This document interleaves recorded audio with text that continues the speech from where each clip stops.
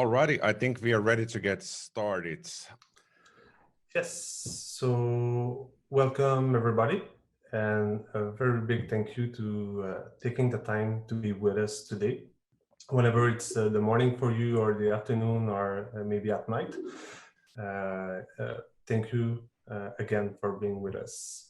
So today we're going to talk about Azure Policy Essentials, how to elevate the governance and how to plan, go to best practice, etc. My name is Stephane Lapointe. I'm an Azure MVP working at SureGate, and this is Jussi with me.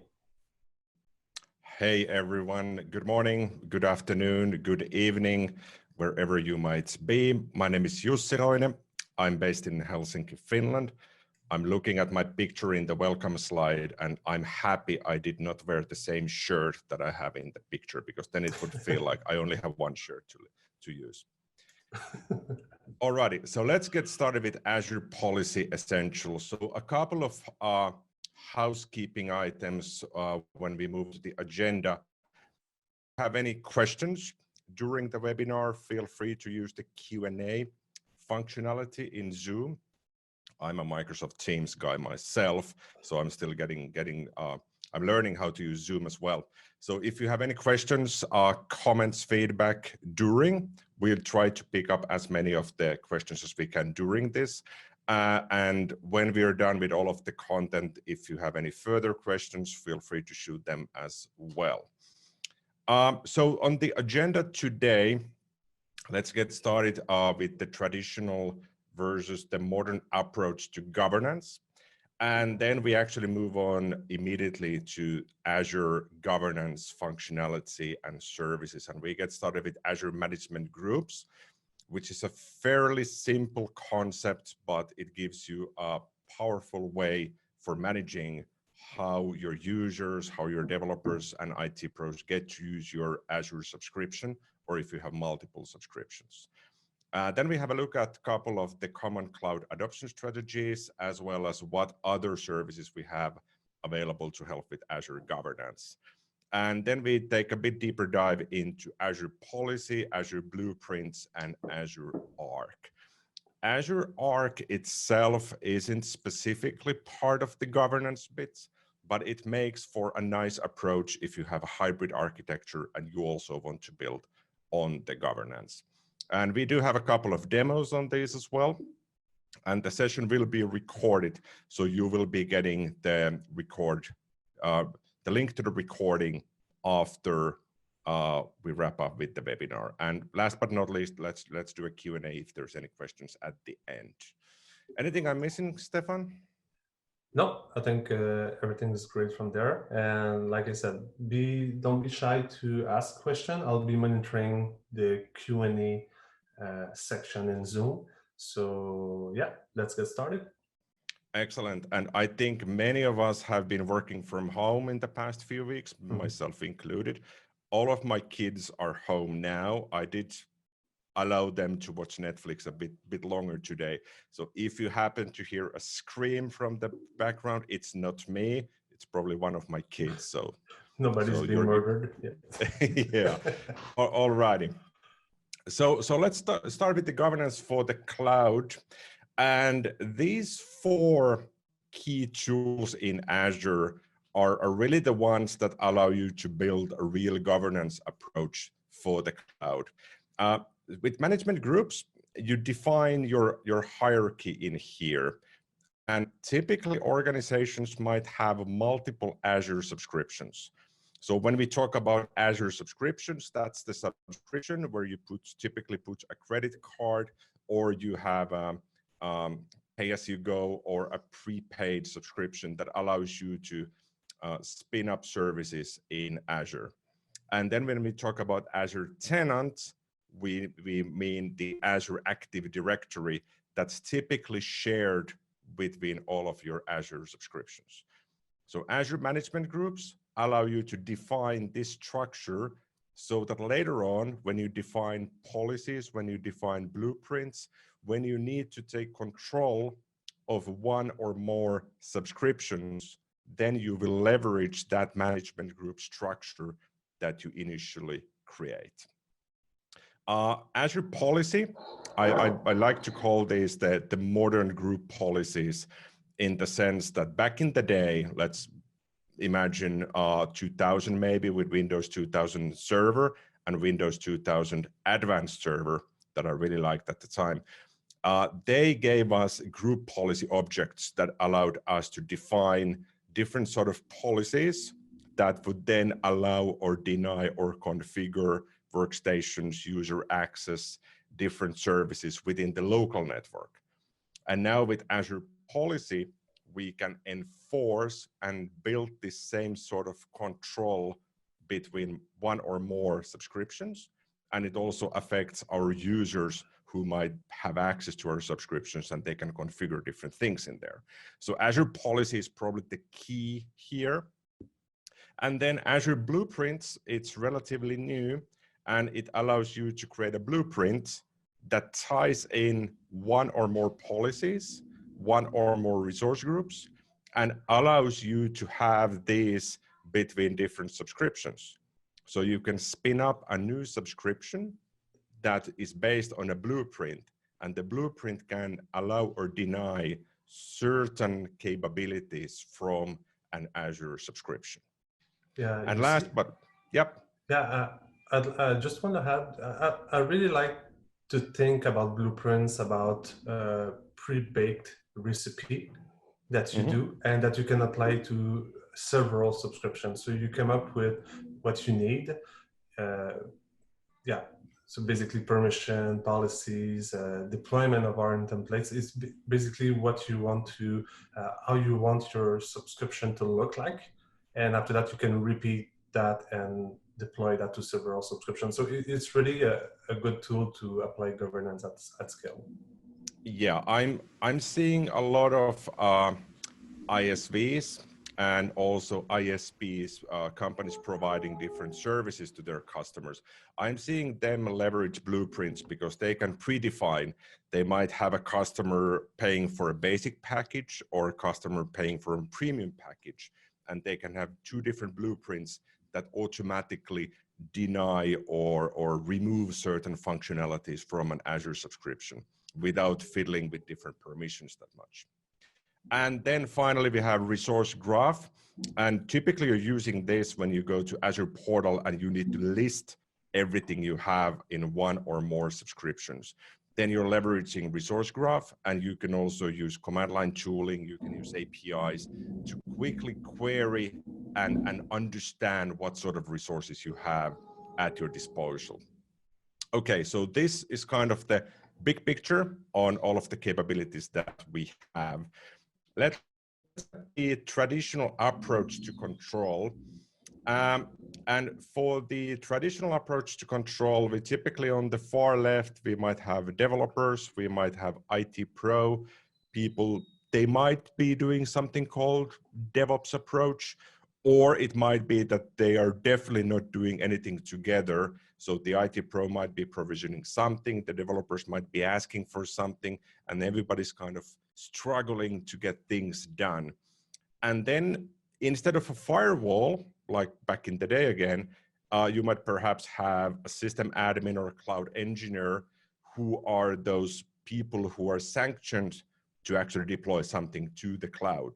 Developers and operations typically have access to the on-premises, but now when we move to the cloud, you might not give access to everybody to deploy whatever they like in the cloud. Definitely, if you don't have a governance structure in place, then it's hard to keep track on what sort of cost might be incurred in the cloud when everybody just gets to deploy whatever they like. Yeah, and usually they tend to stay in that model if they want to stay in control and still be responsible, because usually they are accountable on how things are deployed, configured. So they want a good level of performance, they want a good level of security, etc. So they are kind of the guardrails of everything that needs to be deployed in that model. Yeah. And as mentioned before, with management groups, we define the structure first. And you can use management groups even if you only have one Azure tenant, meaning one Azure AD, which you typically only have one, perhaps multiple, but one is probably the optimal for now. And then you can also use management groups, even if you only have one Azure subscription. You don't have to have 20 different subscriptions. About 2 years ago, somebody approached me through my blog and asked that they were hoping to provision 100 Azure subscriptions. And is there a governance capability for this? And I said, well, obviously there is, but what's your need for having 100 Azure subscriptions? And this person wanted to reflect the same structure in the cloud on what they had in on-prem. And in on-prem, all the developers had their own Active Directory domain and forest as well. And yeah, obviously you could do this, but it probably doesn't make any sense in the cloud. Yeah. So before you actually build anything, stop for a moment and think, are we mirroring everything we have in on-prem, or are we building something in the cloud that works well if we have anything in on-prem? Yeah, it could go very quick also, because if we take the case at ShareGate, what we do, we have 2 subscriptions for every project. One that is with the pricing tier for production, and the other one for dev test. So that way we save a couple of money doing that. But for every project, every product that we deploy, we have at least 2 subscriptions. So it can add up pretty rapidly.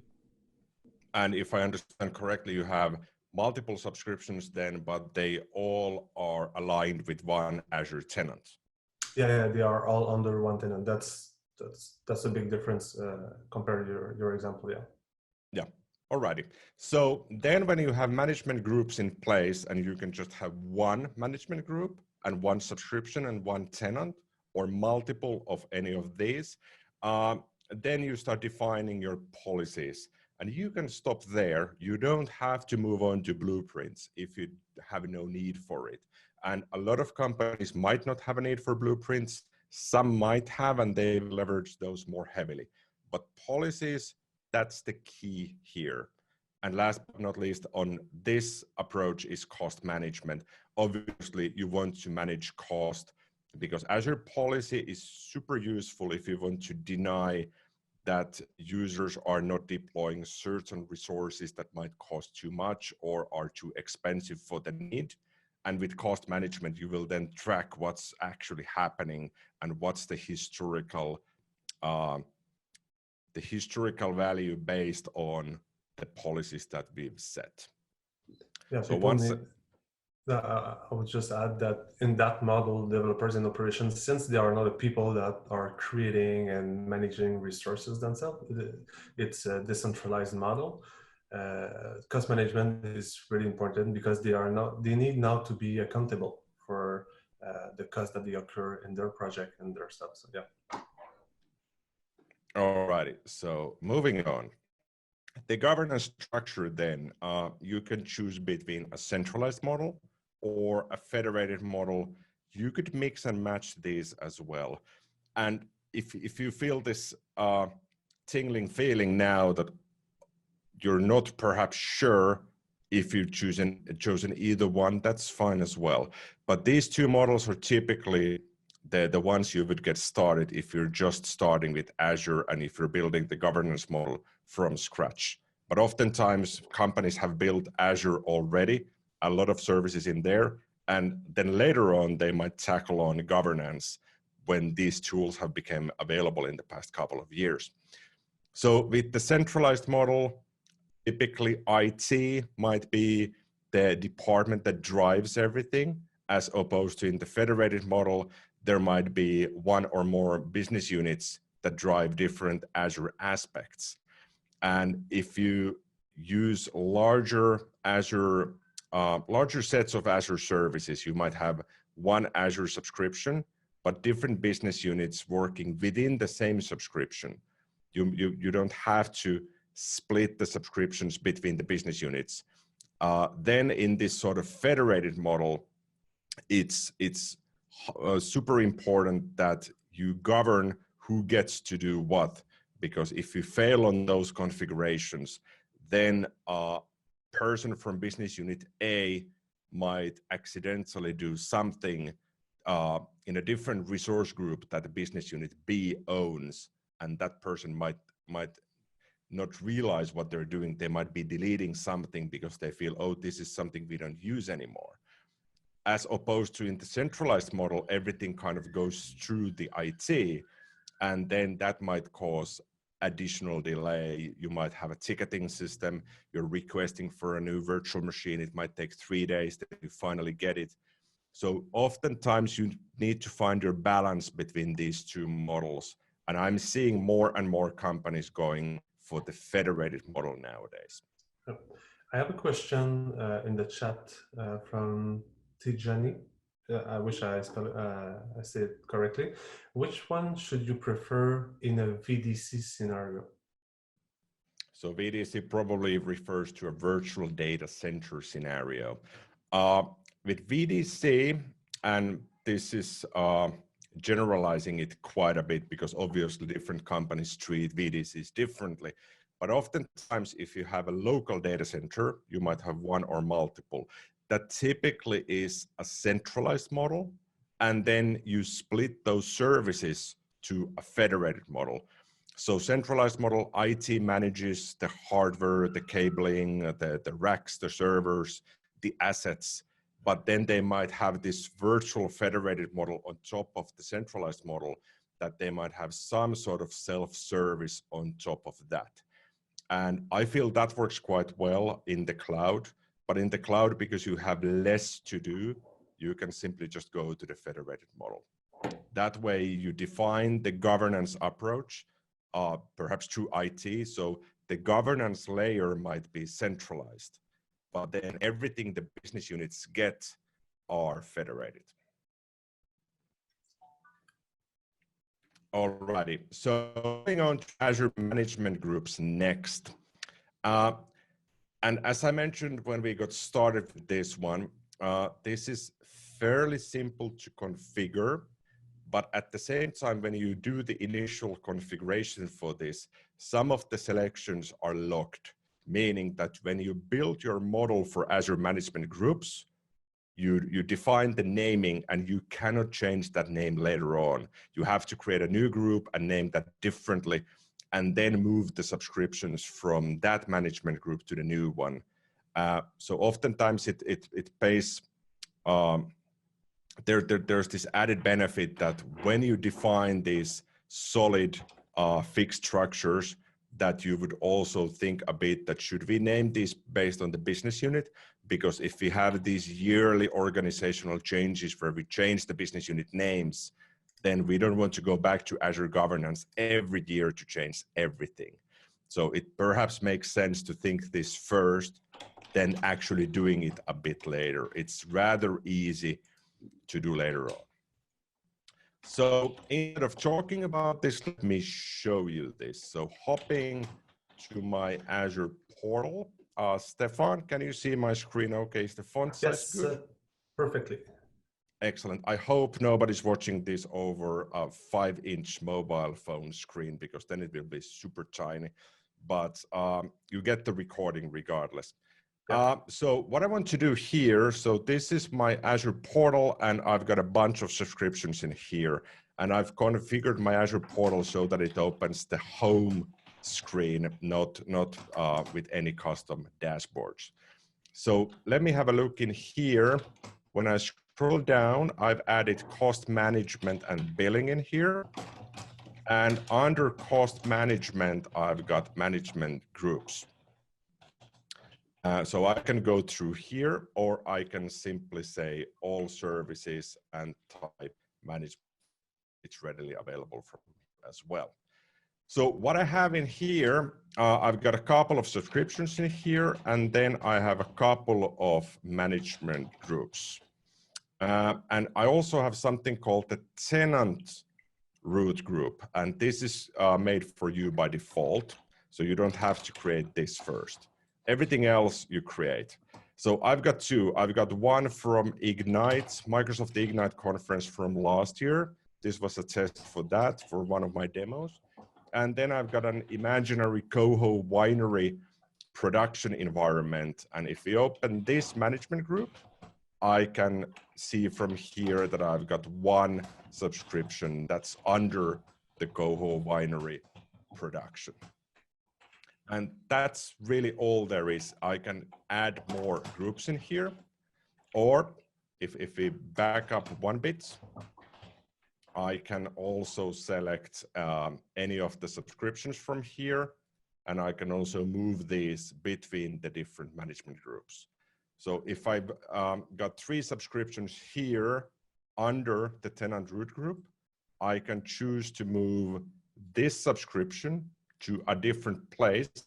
And what the new parent would be, well, there's only 2 options, the Coho Winery and Ignite Test. So I could say I want to move this subscription under Coho Winery production. And it typically takes a short while to reflect the change in here. I think the guidance is still that give it about 10 minutes. And if I now go here, I can see that 2 of these are now in a new location. I can now add also a new management group. So that would be a subgroup to Coho Winery. That's really all there is. So with management groups, you define your logical structure based on how many subscriptions you have. You might have 1 subscription for 1 business unit, another for a different one. So you would perhaps have 2 management groups, and those subscriptions would be beneath those 2 different groups. You cannot put 1 subscription in multiple groups at the same time. They can only exist in 1 place. And the whole point we're doing this is that later on, when we want to define blueprints or when we want to define policies, we can target those for this structure. So I could have a policy that targets only Coho Winery production and a different policy that only targets Ignite Test. And 1 policy that targets the tenant root group, meaning it hits all of these management groups and all of the subscriptions in all of the available subscriptions that I have in my tenant. Yeah. And just to add on this, it's pretty flexible this with management group. You can move things around as your company evolve and your department evolve also. Just take into consideration that when you do move things around, the inheritance for the new home of, let's say, your subscription, are back policies and all those things will be inherited. So you just need to take that into account. But aside than that, it's pretty easy to move things around to evolve with your business. Makes sense. I think there's a question from Christopher. Is there any cadence around how you name management group IDs and display names? So it's this view I have in here. So if I'm adding a new management group, I can create a new one. And as you can see, I need to define the ID and the display name. And if I understand the question correctly, if I need to say this would be Coho Winery, let's say this is development, because I've already got production in here. And the ID is probably something that I would later on would be easier to type. So this is typically one of the approaches that I use. I try to mimic the management group ID to as close as possible to the display name. But obviously the ID is relevant, especially if you're doing scripts, if you're doing any sort of templates for blueprints and you need to refer to your management groups, then you would be using the IDs that you have in here. So perhaps don't do MG01 and then have a totally different display name. Then 2 years later, when somebody's asking, what's MG01? Nobody has any idea what it is because it doesn't map with the display name. ADO as in Azure DevOps is the question. Stephane, did we have a previous question for this? Yeah, we had a question regarding ADO. Yeah, it stands for Azure DevOps, yeah. Okay, good. So hopping back to the slides. So this was a quick demo on management groups. So next, checking up before we get to Azure Policy, checking up on common cloud adoption strategies. And this is typically what we see both at Microsoft and with customers is that when we have legacy environments, those might be, they're often virtual machines, they're databases, they're storage in on-premises environments. And when we start moving those to the cloud, a typical approach is a lift and shift approach. And this allows us to simply pick up what we have, move that to the cloud, and keep it as is in there. But when we start transitioning this, we might use some of the IaaS sort of services. So some VMs might remain VMs, but some VMs might become platform as a service applications, or they might be transformed to a Microsoft 365 application, perhaps on SharePoint or Power Platform. And then when we create new ones, they might become platform as a service. Often we talk about cloud native applications. So those might not reflect anything what we had in the past. This might be a web app using an Azure function in the back, using a Cosmos DB or an Azure SQL database, but it doesn't rely on any of the infrastructure as a service sort of capabilities anymore. And all of these obviously share the same elements in storage, identity, security, network that Azure is providing, but depending on what stage of the transition you're currently at, and it doesn't mean all of your services have to be in the same stage. Typically, a lot of companies are in the transitioning phase. Some are already in cloud native applications, but then again, some companies might feel we are perfectly happy staying here for now. Perhaps there's no capability in the cloud native side, or they feel it's too costly or too expensive to start transforming something to cloud native just now.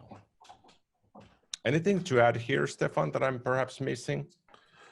No, I think it's good. The basically, yeah, it's a multi-phase transition that people are doing when they are adapting the cloud, and as they become more and more native to the cloud, they tend to go more to the write and use paths and things that doesn't involve as much like you do a lot of maintenance, etc. So people tend to use more paths and function as a service, those kind of stuff, which limit the amount of maintenance. So yeah, basically that's pretty much it. Alrighty, I'm seeing one question on from Muthu Kumar, if I pronounce it correctly. What's the purpose of management groups? So circling back to this picture in here, the purpose of management groups is that it allows us to define how we want to control one or more subscriptions from a higher level. So with management groups, we can define Azure policies that then affect one or more Azure subscriptions. We don't have to go through each Azure subscription to define the policy manually. We can simply define that in the management group, and then it will affect on all of the subscriptions part of that group. Alrighty, so moving on. I really like this picture because oftentimes when I meet with customers, I might meet with people from the community, different companies, and we might not share the same big picture on what Azure is. So when we start looking at the big picture first, we might have an account or perhaps an enterprise agreement. And the purpose of that obviously is that a company wants to perhaps just get one invoice, regardless of how many subscriptions they might have. So they have one portal where to configure and manage the billing, invoicing details, and also the provisioning of the subscriptions. Then we have one or more subscriptions, and Azure policies, all auditing data, as well as naming standards, they all affect all of the different subscriptions. And then when we add all of the core functionality that Azure Governance gives us, then it becomes much more clear to understand where and what we can control. If we take a quick look from the left, resource groups, obviously the main building block in Azure because a resource needs to be part of a resource group. So you typically have multiple of these.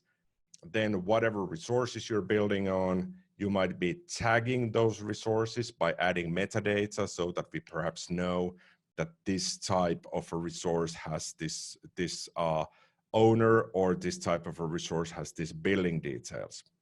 And then the roles-based access controls for defining different permissions and access to people based on their role. Jussi, I just have a question regarding RBAC in the question. So why would the management group affect RBAC roles? And this is a question from Christopher Jackson. Policy inheritance is understood, but does RBAC operate at the management group plane? I think he meant the management group level, and the answer is yes. You can apply policy RBAC assignments at multiple scopes. Management group is the highest one. Subscription is underneath that, resource group, and at the end you have resources. So yeah, the question is yes, you can assign RBAC at the management group level, Christopher. Good. Was there a second question as well? Got it, understood. So unless it's specified by a policy, I guess. Okay. I'm looking on the side. If somebody's wondering why I'm looking on the side, I've got multiple displays here, and I'm never sure where a window pops up. So some of the Zoom windows are popping up on this side, some on this side. I know I have problems, but the multiple monitors is the least of my problems. Okay, so yeah, we'll continue. We'll get the questions. I'll try to answer them and type them as we go, because we have still some content to cover. Yes. So this is the big picture on the core function of this. Looking at this from a bit different visualization, the hierarchy for perhaps planning your Azure structure. We start with the enterprise tenant, that's in the top. And then we have typically one, you might have multiple Azure Active Directories. And it also mentions the B2B. If you want to expand your identities for B2B, typically this is between multiple companies partnering up and sharing resources. Then we have management groups, and then depending on how we want to segment between these different services and different subscriptions, we might have multiple subscriptions.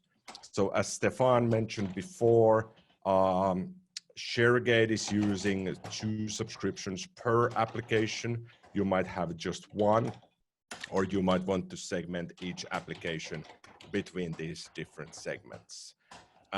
In this example, there's one segment. Segment 1 might have multiple subscriptions, and they have dev, test, and production in all of these. But then somebody else might choose to, in the development stage, to have multiple subscriptions for development, multiple for test, and multiple for production as well. But this picture nicely visualizes the different aspects, what happens when you have multiple subscriptions, and then you need to take control of those with management groups, and also visualizing how do we want to use these subscriptions to our benefits. I typically start, if I'm helping out a customer with their Azure governance or how they want to get started with Azure, I typically start with 2 subscriptions and just 1 tenant, and that tenant backs both of these subscriptions.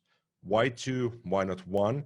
Because typically the first one might be any sort of production use, and the second one is immediately for testing, for figuring out how do we configure things, how do we learn so that we don't need to test in production. Alrighty, so moving on to Azure governance architecture now, when we had a look at the big picture in Azure, then how governance fits in here. And we've spoken about all of these already. So Azure Policy, that's in the middle and here, and that really touches on everything.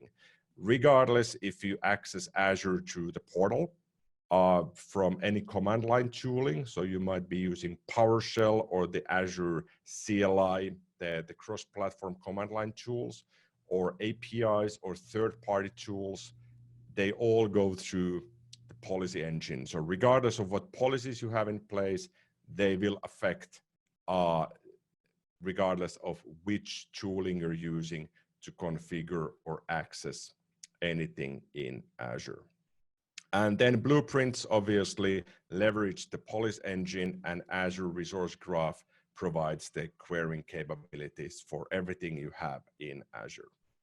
For me, I often find I spend the most time with the policies, the policy engines, and the templates that I'm creating, and I spend less time on the resource graph, even though I might be using a lot of the tools, but I'm not on purpose using the resource graph. I'm simply leveraging what it's giving back to me. So a few words on naming standards, and this is probably one of those topics that if I ask the opinion on Twitter from 10 people, I will get 20 different opinions, and that's perfectly fine because there's no single one answer here that fits everybody. So if you look up the guidance from Microsoft on docs.microsoft.com and you search for naming standards or naming conventions, there's about 40 pages of content on this. And it isn't because it's inherently complex, but there's a lot of what ifs, and there's a lot of things to choose from depending on what you're building. So the aim here is that when you name your subscriptions, perhaps don't name them like I did, because some of my subscriptions that I have, they have a monthly limit of 130 euro, which is about $150. And I thought I'm clever by adding that currency symbol in the subscription name. And I always forget I have it in there. And then when I'm building a script that I run on a Linux virtual machine, it's not agreeing with me too many times on that currency symbol if I'm referring to the subscription with the exact name, not the subscription ID. And then for resources, I often start with a prefix. So this might be VM or app or SQL or a simple prefix that tells me what's this resource, what's the type of the resource. Then the app name, so this might be the website or the intranet or the invoicing system, and then the environment, dev, test, prod, and so on. But I also often see this turned around so that we start with the app name, because then you can easily sort and see what belongs to our app name. Then I can see the environment. This might be dev, test, and prod, and so on. And then the prefix, so it would be VM. As an example, using the last example here, I might have invoicing backend might be the app name, dash environment might be test, dash VM or func for Azure Functions, or DB for a database. I might not even use SQL in the prefix because it might later become something else than a SQL database, perhaps a Cosmos DB, and then it wouldn't really reflect the reality of that resource. So regardless of what you choose, try to be consistent, that you use the same approach to as many places as you can. Obviously, you will have some limitations. For storage accounts, you cannot do any fancy things. It has to be no special characters, not too long. And then for something else, you can go crazy and expand on this. But perhaps have a simple model that you can use in most places. That typically seems to be the most helpful thing. Stephane, anything I'm missing here? Anything you would add? Do you have a different experience in naming the resources? Naming is hard in Azure. So I heavily rely more on tags than naming convention. I'm not saying don't do naming convention. You can do one, but be cautious and take your time in defining it, because once you start naming your resources, renaming is not easy, or is not doable right now. You can move things around, but you cannot rename them, maybe for a few exceptions. But basically, just if you want to go the naming convention route, just my advice is take your time. It's going to work at the end. It's going to work great, but don't do that in an iterative way. Just think about it up front and then do your naming convention. Yeah, naming is hard. Be it your kids or Azure resources, it's always a challenge, and you need to negotiate with somebody else to come up with something everybody's happy with. Alrighty, quickly on tagging, then we move on to Azure Policy. So tagging, I've heard several times that people prefer tags to resource naming, meaning that they feel we can name our resources whatever we like, but as long as we tag them correctly, then later on we can find out what do we have for this and this service. What do we have for the financial invoicing backend system in test? And regardless of what the names of those resources are, we can group them together with tags.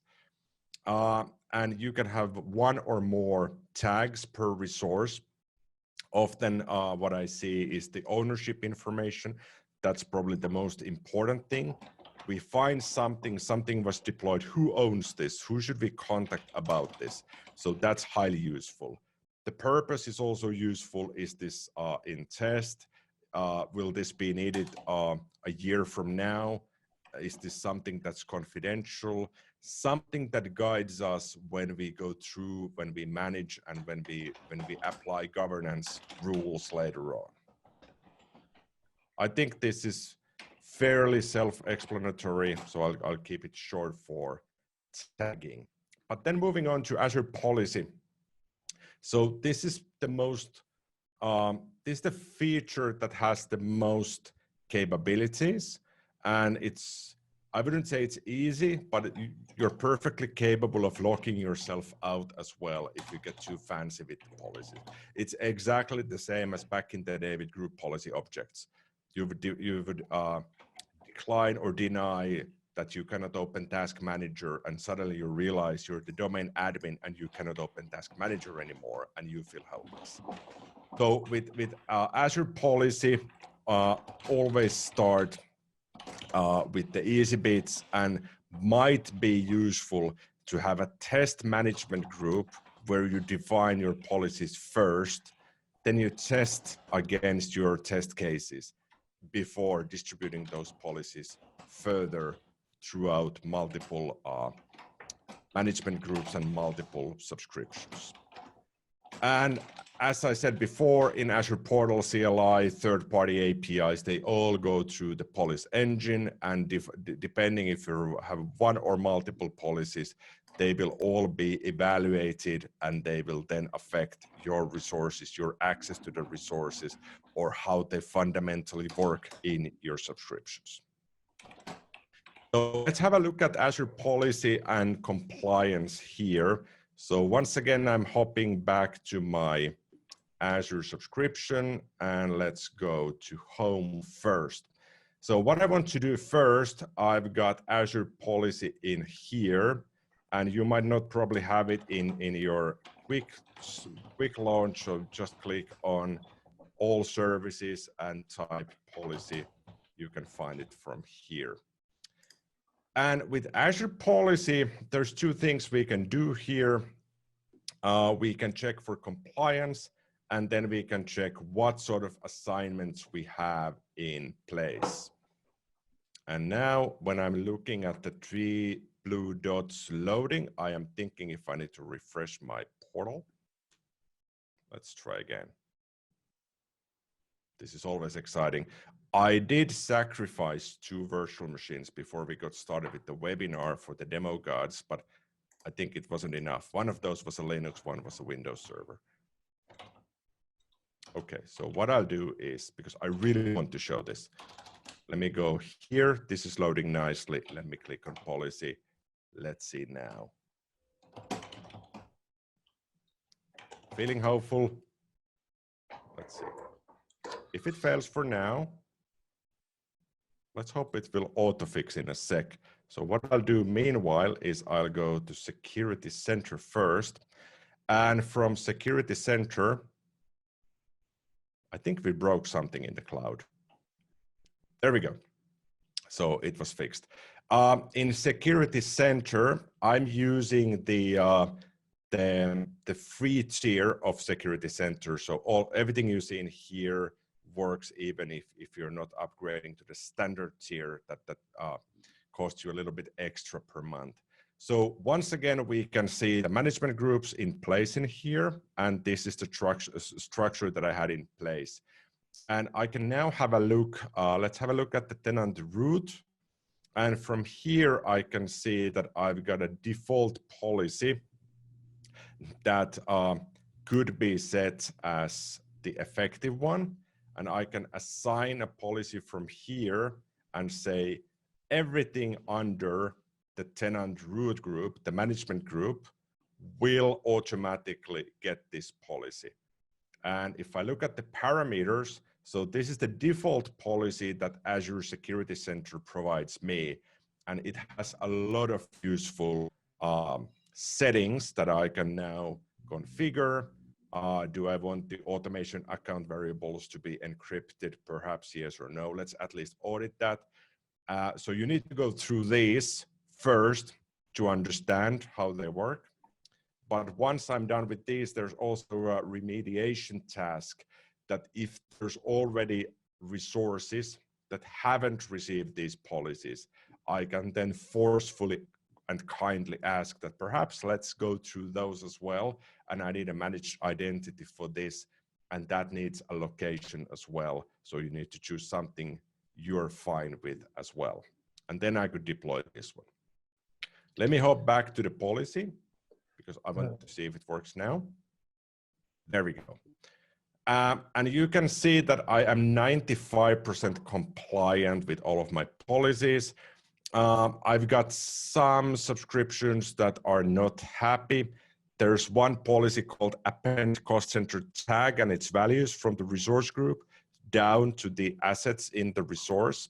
So I've got 23 non-compliant resources and one non-compliant policy as well.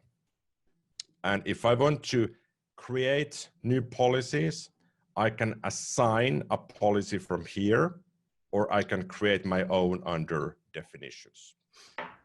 So the purpose of assigning a policy is that I once again define the scope. I can choose any of the management groups, or I can simply say, let's go for this, and I want to target the demo resource group.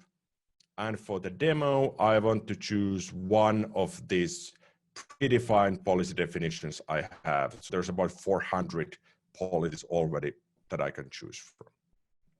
If you want to create your own policies, you need to define those under definitions.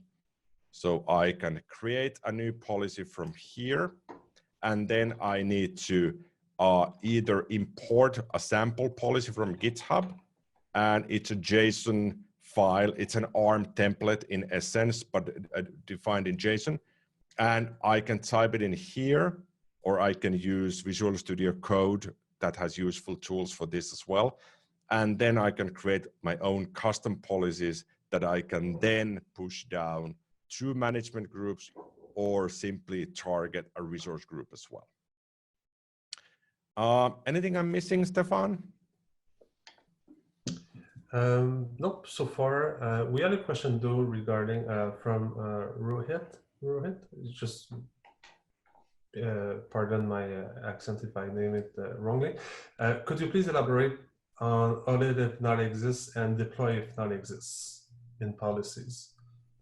So do you want me to take it, or you want to do it? Yeah, you can take it as well. Okay.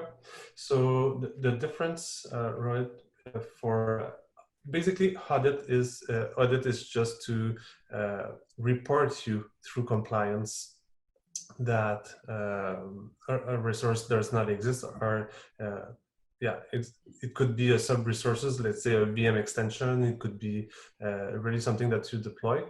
So it will just add it and let you know. Deploy, if not exists, it's an automatic remediation option that you can have. So basically, you can see that if you have a VM that doesn't have the diagnostic extension, that it will be triggered automatically when you deploy that VM, and your developer, your IT person then put the diagnostic extension in the VM, it will remediate that automatically. So that's the difference. It will invoke an ARM template. You need credentials with your policy to do so. Basically, it will be a managed identity in Azure, but there's a way to auto-remediate when something is not compliant to what you want. So that's pretty much it. Alrighty, so I'm moving on because there's still a few things we need to tackle before we run out of time, and I'm confident I can do this. So Azure Blueprints next. And the idea with Azure Blueprints is that you create a blueprint. So this is a sort of a template that defines that these policy definitions, these ARM templates, these resource groups, and these access controls and perhaps custom scripts are defined and deployed to one or more subscriptions. So if you have a need that when you create a new subscription and you want to simply decline that nobody can create a virtual machine in there, if they use a script or Azure Portal or any third-party tools, we simply don't want you to create any VMs. So instead of creating multiple policy definitions and applying those by hand, you can create a blueprint and say, this blueprint effectively declines and denies anybody from using virtual machines. And when you deploy that to one or more subscriptions, all of those subscriptions will then not have those capabilities. So you can really fine tune what can be done at the subscription level, as opposed to trying to keep multiple policies together and keeping track of those individually. You can bundle them together in a blueprint, and then that blueprint can do one or more things for you. We have a question from Santil. So you want to know some key difference between easy policies and easy blueprints? Yeah, so an easy policy would be that we want all services we deploy in Azure, we want to lock them down to a specific Azure region. So you would say, I only want to use West Europe, or I only want to use the ones in Australia or the ones in Switzerland now. As opposed to the blueprint, an easy approach would be that we want to deny categorically that nobody can do X. And instead of figuring out what those policies are, we can create a blueprint, and later on we can amend, we can add new things in the blueprint as well. And the blueprint can consist of policies, but also custom templates. So you might get from a third-party vendor, you might get a template that will create some additional restrictions in a subscription, and you simply add that to the blueprint, and it defines that on all the subscriptions. One key difference also is the locking mechanism on Blueprint, which is in a typical lock in Azure, someone with the right permission can go there, owner of the subscription, for example, can go there and remove a lock in Azure. With using Blueprint, when you lock a certain level, let's say a resource group, what you could do is deploy automatically a resource group for networking, and at that level you only want those key people to play with that. Everybody else, even if they are owner, they will be denied access to that specific scope. So this is one of the neat and unique feature of Blueprint compared to policies. You could eventually do that with policy, checking the ID of the group of the user taking the action, but it's more complicated than doing that, let's say, with blueprints. Yeah, there's a question on blueprints. Do they apply to subscriptions or tenant? So they apply to subscriptions, but you can apply them through management groups, which means you can apply to all of your subscriptions that you have access to. Yeah, the definition will reside at management group level, but the assignation for the moment is only at the subscription level. Yeah. So Azure Arc quickly next, and then I have one more slide and a demo, and we are ready just on time. Azure Arc was introduced last year. It's still in public preview, so you can use this today, but it's in public preview, meaning that the billing info is not documented yet. So when you eventually move to production, I'm not sure what the actual cost for this will be because it hasn't been announced yet. Azure Arc allows you to monitor and manage and govern services that are not in Azure. So now we've been talking about Azure policies and the different capabilities we have, but if you have multiple different cloud platforms, or if you have a hybrid setup, perhaps you have something in on-premises, you can use Azure Arc to push Azure policies for those on-premises VMs, even if you're not migrating those to Azure. And the support for Kubernetes clusters is coming as well. That's not available today, but hopefully this year it will become available, at least for testing. But for virtual machines, this is something you can already try out today. So let's have a look at Azure Arc in just a second. I just want to highlight the Microsoft Cloud Adoption Framework, which is a free set of guidance. You can find this from aka.ms/CAF.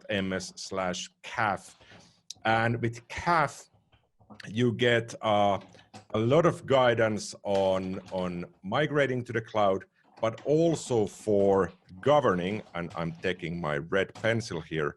So this is the interesting bit in here. There's a couple of blueprint templates you can lift from here. There's also Azure policies, and there's a lot of guidance in how you should be building this sort of governance approach when using Azure.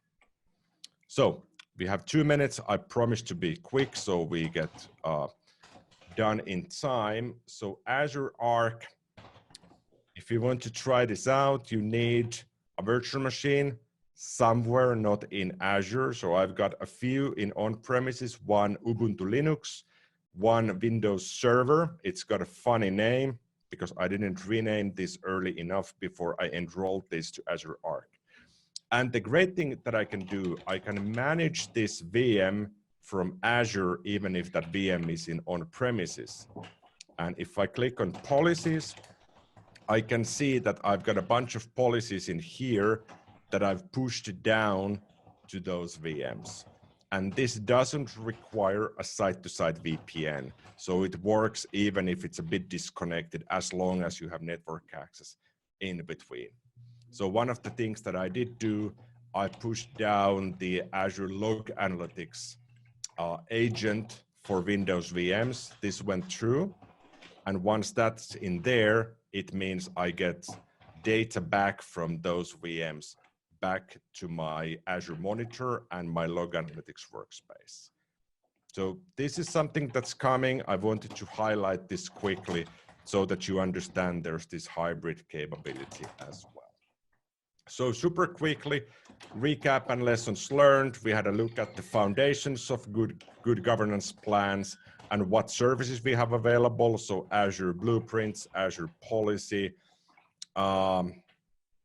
Resource Graph, and then we also had a look at the at Azure Security Center and Azure Arc. And then we had a look on how to deploy these and also on how to leverage the different governance capabilities so that you can take a grasp of one or more Azure subscriptions to management groups, or if you just have one tenant and one subscription, you can control that as well. And with this, I think we are done. I think we still have a few questions. We can tackle those. But this is everything we had prepared for you. And keep your eye on your email. We'll be sending you a recording of the webinar. And you'll also get a free copy of my latest book, Modern Business Powered by Microsoft Azure Governance. So it's the second book in the series. So we've got one book on Azure Basics, and the second book is on governance. And these are freely available on the ShareGate website, but you will also get the link to this as well. And last but not least, I think we want to mention the upcoming online event as well. Yes. So on May 7th, we will host a full day conference around Azure governance and also the best practices in your Azure usage. So we will have a total of 8 sessions, and here's the link if you want to register, sharegate.com/deploy-event. So reserve your seat, and we will have a blast and have fun for a whole day with 8 different speakers throughout the days. So that will be a long day, but in a good way though, because there will be a lot of interesting content and great speakers as well. So mark your calendars on Thursday, May 7th, and I hope to hear and see you all there as well. Yeah. If there's any questions afterwards, feel free to ping me or Stephane on Twitter. Definitely reach out, and we'll also send you a copy of the recording shortly. Yeah. Do we still want to go a little bit over for those that are interested and answer questions? Yeah, sure. Why not? Okay. I have a question from Grigory. I didn't forget you, Grigory. I have 2 questions about policies which have not been touched yet. Is it possible to, in a single policy, to access different resource provider? Example, you want policy to allow only premium managed disk to be attached to VM, but still allow unattached disks which are not premium. Problem is that premium property is property of a disk and not the VM, and hence how do you enforce it, since you cannot enforce it for all disks but only one that are attached to VMs. One of the things that that you can do though, we talk about policy definition. Basically, this is the definition of a policy.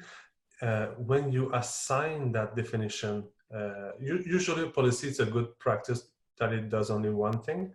What you could do though, if you want to assemble multiple policies together, this is what policy initiatives are for.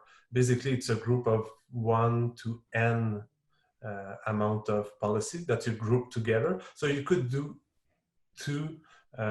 It's feasible to have your 2 scenarios inside one policy, but it will get a little bit messier with all the all of construct in JSON. So it might be less complicated to do both and assemble those 2 definitions inside one initiative that you can deploy and assign. So this is my personal take on this. And how to debug policy. Yeah, that's a good one.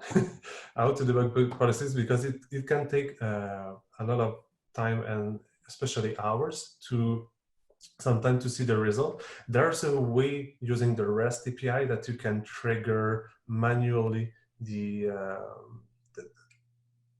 compute again of your policy.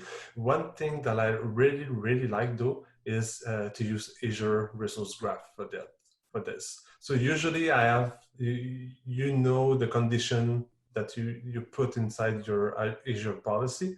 What I do is I translate that to an Azure Resource Graph query, and I can see instantly the effect and the result.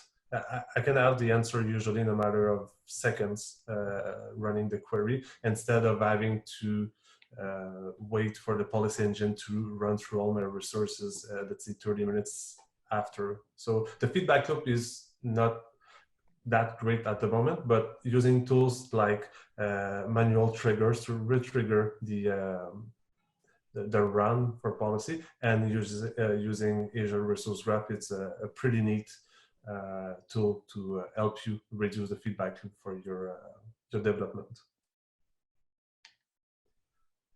Okay, so after that we have a question from Muthu Kumar around naming of Azure DevOps.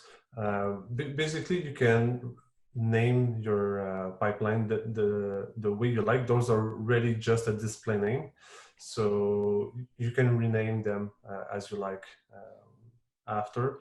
It really depends if you're targeting an environment specifically or if it's a CI or CD pipeline, etc. So naming standard there is really what you want. Just trying to see if I don't miss anything. I know there's some question in the Q&A, but just from the chat window, I think I answered pretty much them all there. There's one question from Tijani on, does Azure Arc work without a site-to-site VPN? The answer is yes, it works without a site-to-site VPN. Okay, so this one is answered. Why the blueprint cannot be assigned for management group level instead of subscription level? Richard, this is a limitation. I know the team is heading this way, but it's not there yet. So blueprint can only be assigned at the moment for at the subscription level. But this is something that is coming eventually for management group also. This is good. I can see subscription activity log. I think it's part of a second time question. Thanks, Suregate. I know for existing subscription, we can trigger remediate option to deploy ARM templates, but issue with Azure Policy, it will not automatically auto-remediate new subscription. How can I resolve this issue? Not sure I get it there, or at least I don't have an experience. I play a lot with policy, but nothing that will auto-remediate new subscription. There's no trigger that when a new subscription is created that it will not trigger a policy at the moment. There's no way for me to check at the subscription level if this is compliant or not. Usually policy will take a look at resources and resource group and not subscription, if I'm not mistaken at the moment. So this is probably something the governance team in Azure will be working on, but it's not an option that it will be automatically triggered at the moment. Yeah, for this challenge, if you have a company who frequently creates new subscriptions, if they use something like the enterprise agreement portal, there's an API I recall that you could leverage. When somebody creates a new subscription, you could call that API to see what subscriptions do we have now, and then manually call Resource Graph to trigger those policies. But that's a bit homemade in the sense. I can't recall if there's any plans to make this more automatic, but I definitely see the need for that. Mm-hmm. I can see new, again from Richard, I can see new subscription activity log that Azure Policy creating deployment plan, but it is not executing it. Okay, this is in regard of what he was saying previously.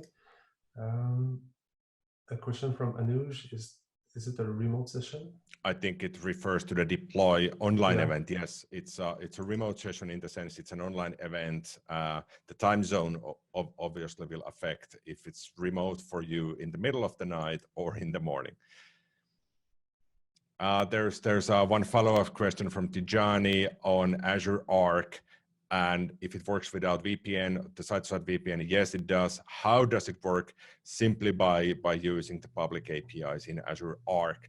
So you need to allow from your on-prem or your other cloud deployment, you need to allow traffic to the Azure Arc endpoints. And if those are allowed, then it can connect with Azure Arc.